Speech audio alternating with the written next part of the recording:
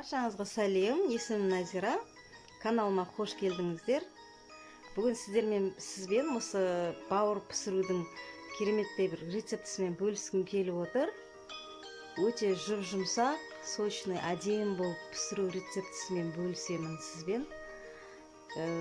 Жасау жолы өте оңай. Және де өте бір дәмді, керемет дәмді болып пісіп шығады. Осылай менімен бірге жасап көріңіздер. Достар, видеомды соңына дейін қарап, каналыма тіркеліп, лайк басып, достарыңызбен бөлісуді ұмытпаңыздар. Осылай менімен бірге жасап көріңіздер. Өте дәмді және жұмсақ болып пісіп шығады.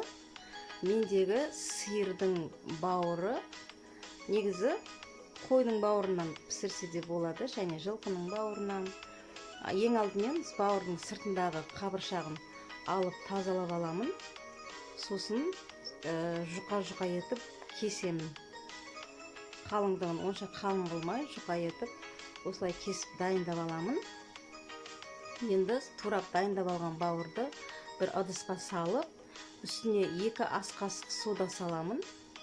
2 ас қасық соданы салып, жақсылап араластырып, 10 минутқа қойып қоямын. 10 минут тұрған соң салқын суда жуып тазалап аламын да, дәміне қарай тұз, қара бұрыш салып, 2 қасық ұн саламын ас қасықпен. Жақсылап араластырып аламын. Сосын пиязымды турап дайындап аламын.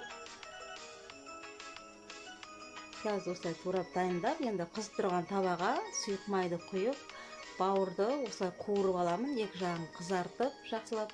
Бауыр деген енді өз жылдам пісетін тағам ғой, білесіздер. Осылай екі жағын қызартып қуырып аламын, күштілеп.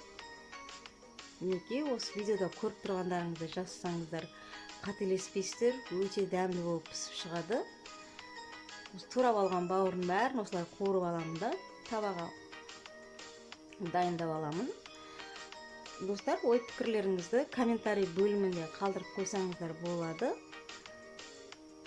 Және де менің видеомды қай қаладан көріп отырсыздар, соны жазып қойсаңыздар, өте қуанышты болар едім. Сосын енді бауырымды қуырып алған соң пиязды қуырып аламын, қызартып, әдемілеп. Пияз подлив ретінде кетеді бауырдың үстіне.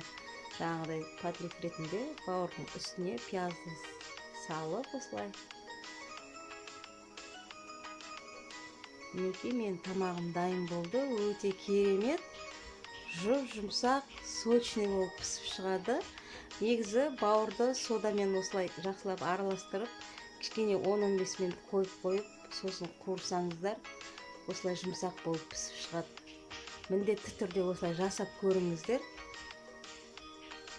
Және де ой пікірлеріңізбен бөлісіп қойыңыздар.